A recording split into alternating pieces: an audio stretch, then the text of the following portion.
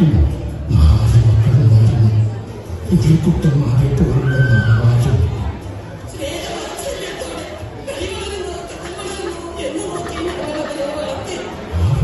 വിദ്യാഭ്യാസം നൽകി നല്ല ചുമരിട്ടാക്കി.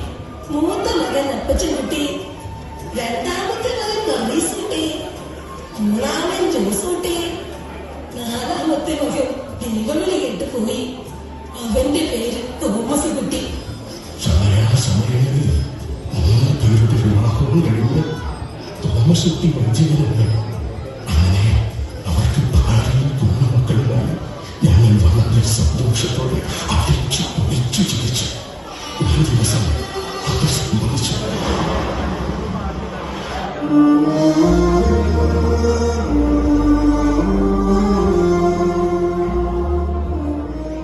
എല്ലാവർക്കും മാതാപിതാക്കളുടെ സ്വത്ത് വേണം. അവർക്കൊരു നേരത്തെ ഭക്ഷണം കൊടുക്കാൻ ആരുമില്ല, ഒരിച്ച് സ്നേഹം കൊടുക്കാൻ ആരുമില്ല. ഒന്ന് തിരിഞ്ഞു നോക്കിയിട്ടില്ല. അപ്പച്ചനും അമ്മച്ചിയും ചത്തോ ജീവിച്ചിട്ടുണ്ടോ എന്ന് തിരക്കോ തന്നെ. മക്കളാണ് പോലും മക്കൾ. നിങ്ങളിങ്ങനെ ഒന്നും മിണ്ടാതിരുന്നുകൊണ്ട് ഒരു തീരുമാനമാകില്ല. തോമസ് എന്ത് പറഞ്ഞാൽ അനുസരിക്കാൻ ഞാൻ ഒരുക്കുള്ളത്. ഞങ്ങളും അതിൽ തന്നെയാണ് വന്നേക്കണത്. ഞങ്ങളും അതിൽ തന്നെയാണ് വന്നത്. നിങ്ങൾ 3 പേരും 10 ദിവസം വീതം അപ്പച്ചനെ അമ്മച്ചിയെ നോക്കിയ പ്രശ്നം തീർന്നില്ലേ? ശരി അമ്മച്ചി വാ, അപ്പച്ച അമ്മച്ചി വാ, എന്റെ വീട്ടിലേക്ക് വാ.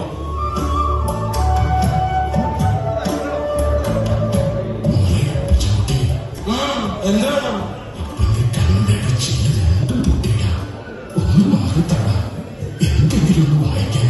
പിന്നെ വായിച്ചു പഠിച്ച് പരീക്ഷ എഴുതാൻ പോണല്ലേ? അവിടെ എല്ലായിടത്തും പോയി അടങ്ങി വന്നിരിക്കപ്പ. ഒരു വായനക്കാരൻ വന്നിരിക്കും. എന്താ നിങ്ങൾ ഇങ്ങനെ വിഷമിച്ചിരിക്കുന്നത്? എന്ത് പറ്റി? ഒന്നുമില്ല. ചേച്ചി, ഞാൻ പോയിട്ട് വരാം. ഒരു 10 ദിവസം കഴിഞ്ഞ് വന്നാ മതി. നാളെ വരാം. വേണ്ട, നീ കുറച്ച് ദിവസം അവധി എടുത്തോ. അല്ല, ഈ മുതുക്കലും മുതുക്കി മുന്നിക്കൊക്കെ തിരിക്കണ. അകത്തോട്ട് വാ, 100 കൂട്ടം പണിയുണ്ട്. എനിക്ക് സീരിയൽ കാണണം. എന്തോ ജീവിതത്തിൽ ഒരുപാട് സന്തോഷിച്ചു ഞാൻ. നിന്റെയും ജീവിതത്തിനിടയിൽ നക്ഷത്രങ്ങളായി പേരിൽ നന്മകളായിരുന്നു നമ്മുടെ പൊന്നുകൾ.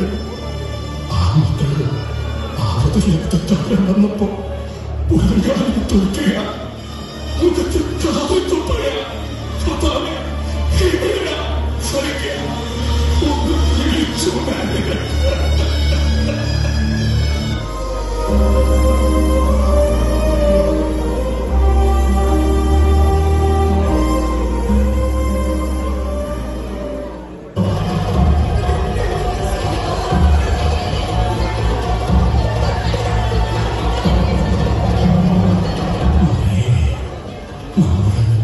ഇവിടെ വന്നപ്പോൾ ഇതിങ്ങനെ പോയാൽ എന്താ ഒരു തീരുമാനം?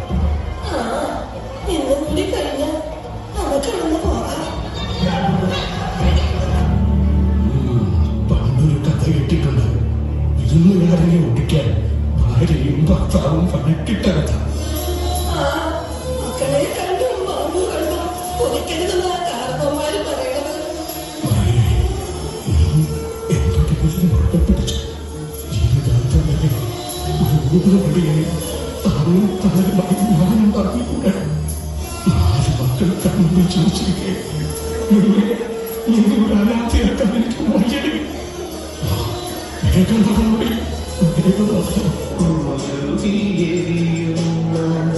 സൂര്യന്റെ ദുഃഖം വിട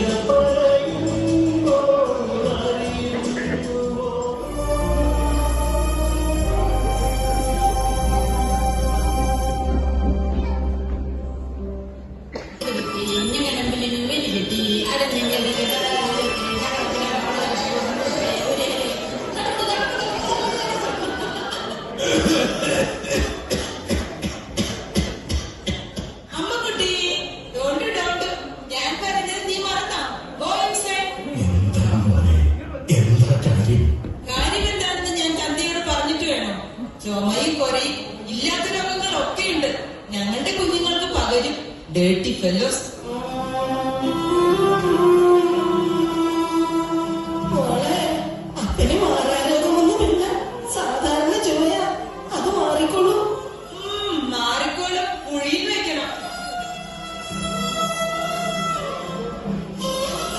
ചിന്തിക്കണം. അകത്തേക്ക് കയറിപ്പോ. എന്റെ ഫ്രണ്ട്സ് വരുന്നു, അവർ കാണാൻ കയറിപ്പോ. എന്താടാ ഞങ്ങളെ അവര് കണ്ടാൽ കുറച്ചിലാണോ നിനക്ക്? ഈ അമ്മയുടെ ഒരു കാര്യം, അവർ വലിയ ആൾക്കാരാണ്. എന്തെങ്കിലുമൊക്കെ ചോദിച്ചു നിനക്കത് മറന്നു പറയാൻ പറ്റൂല. അവരെന്താടാ മനുഷ്യന്മാരല്ലേ? അവർക്കും അപ്പനും അമ്മയും ഉണ്ടാവില്ലേ? ഓ ഇതാ കുഴപ്പം. വാ തുറന്ന മണ്ടത്തരമേ പറയത്തുള്ളൂ. ദൈവത്തെ ഓർത്തപ്പവന്ന് അകത്തേക്ക് കേൾപ്പോ. ആരാ പോയത്? അപ്പനോമിയ? ചേച്ചി അല്ലല്ല, അത് ഇവിടുത്തെ സാധനത്തിന്റെ അപ്പനമ്മയല്ലേ? എന്റെ ഡാഡിയും മമ്മിയും അമേരിക്കയിലാ. ദ്രോഹി. സ്വന്തം അപ്പനും അമ്മയും ജീവനോട് കണ്ണുകളെടുക്കാൻ കൊതികൊണ്ടു നിൽക്കുന്ന മൃഗമേ. സ്നേഹമെന്ന് പറഞ്ഞാൽ എന്താണ്? ഇത് കണ്ടോ നീ? ഇടവഞ്ചിന്റെ കോളി മാറ്റാനാവാത്ത വിധം കോറിയിട്ടൊരു സത്യ. നീയൊക്കെ ജനിച്ചു വീണ അന്ന് തൊട്ട് ഇന്നു വരെ നീയൊക്കെ സ്നേഹിച്ചിട്ടേ ഉള്ളൂ. കൈ വളരുന്നതും കാല് വളരുന്നതും നോക്കി നിന്ന് നിർത്തി കൊണ്ടിട്ടുണ്ട്. ഇത് കണ്ടോളാം നിന്റെ ഒറ്റത്തള. ഈ കണ്ണിലൂടെ എടുക്കുന്നത് കണ്ണീരല്ല, ചോരയാ ചോര. 10 മാസം ചൂടും നൂറ് പറ്റി വയറ്റിലാണല്ലോടാ മൃഗമേ നീ ചവിട്ടിയത്. ഇനി ഞങ്ങളവിടെ നിന്ന് ഞങ്ങൾക്ക് ഭ്രാന്ത് പിടിക്കും. പിന്നെ എന്താ ചെയ്യാമെന്ന് ഞങ്ങൾക്ക് പോലും അറിയില്ല. ആരും അറിയാമോ? പോകാൻ നമുക്ക്.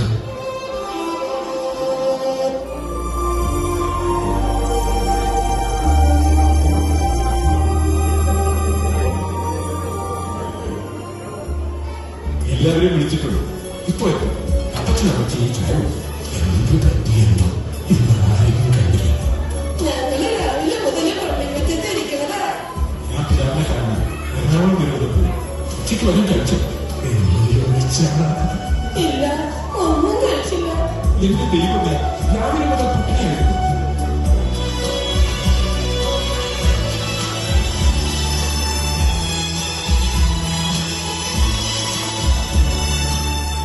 നിങ്ങൾ എല്ലാവരും എല്ലാം സംബന്ധിച്ച് പോയതല്ലേ? എന്നിട്ടെന്താ അപ്പനും അമ്മയും ആർക്കും വേണ്ടാത്ത പട്ടികളെ പോലും ഈ പള്ളിമുറ്റത്ത് വൈകുന്നേരം വരെ പച്ചവെള്ളം പോലും കുടിക്കാതിരുന്നത്? ഞാൻ കഴിഞ്ഞ മാസവും ഈ മാസവും 10 ദിവസം കൃത്യമായി നോക്കിയതാണ്. ഇന്ന് എന്റെ ദിവസമല്ല. ഞാൻ കഴിഞ്ഞ മാസവും ഈ മാസവും 10 ദിവസം നോക്കി. ഇത് എന്റെ ദിവസമല്ല. ഇന്ന് എന്റെ ദിവസമാണെന്നാണ് നിങ്ങൾ പറയുന്നത്. കഴിഞ്ഞ 10 ദിവസവും വരെ എന്റെ വീട്ടിൽ തന്നെയായിരുന്നു. ഇന്ന് എന്റെ ദിവസമല്ല. നിങ്ങൾ എന്തൊക്കെയാണ് പറയുന്നത്? എനിക്കൊന്നും മനസ്സിലാകുന്നില്ല. എന്തായാലും ഇന്ന് എന്റെ ദിവസമല്ല.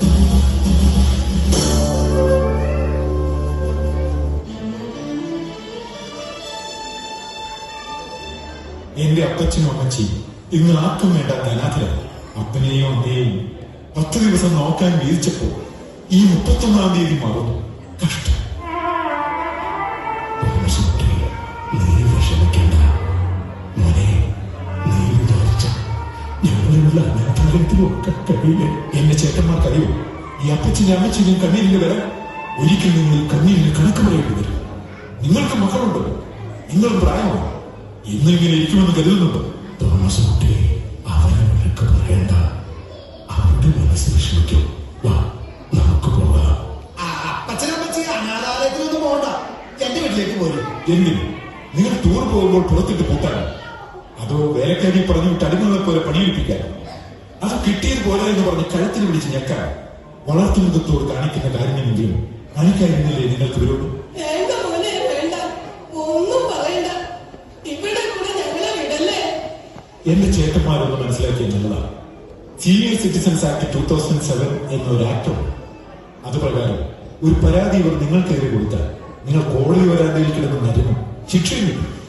വേണ്ട മോനെ വേണ്ട. കേസ് കൊടുത്തു വേണ്ടതില്ല. ഈ സ്നേഹവും സംരക്ഷണവും ഈ തിരിച്ചറിവ് എന്റെ സഹോദരന്മാർക്ക് ഇല്ലാതെ പോലും ഇതുപോലെയുള്ള മാതാപിതാക്കൾ ഉള്ളതുകൊണ്ടാണ് മക്കൾ കോടതി കയറാത്തത്. അവരോട് ദൈവം ചോദിച്ചോളൂ. വാ, നമുക്ക് പോകാം. സമൂഹത്തിന്റെ അടിസ്ഥാന ഘടകമാണ് കുടുംബം. അത് ഭാവി തലമുറയുടെ പരിശീലന ഘടകമാണ്. ജനിച്ചു വീഴുന്ന ഓരോ കുഞ്ഞിന്റെയും പ്രഥമ അധ്യാപകരാണ് മാതാപിതാക്കൾ. അതിനാൽ സ്നേഹത്തിന്റെ, വിട്ടുവീഴ്ചയുടെ, സൗഹൃദത്തിന്റെ സന്മാതൃകകൾ പകരാൻ നമ്മുടെ കുടുംബങ്ങൾ കാണിക്കും. നമ്മുടെ കുടുംബങ്ങളിൽ സർവേശ്വരന്റെ ഇടവകയുണ്ട്. അപ്പോൾ നാളെയുടെ പ്രതീക്ഷകളാകുന്ന ഇളം തലമുറകൾ ലോകത്തിന് സമ്മാനിക്കാൻ നമ്മുടെ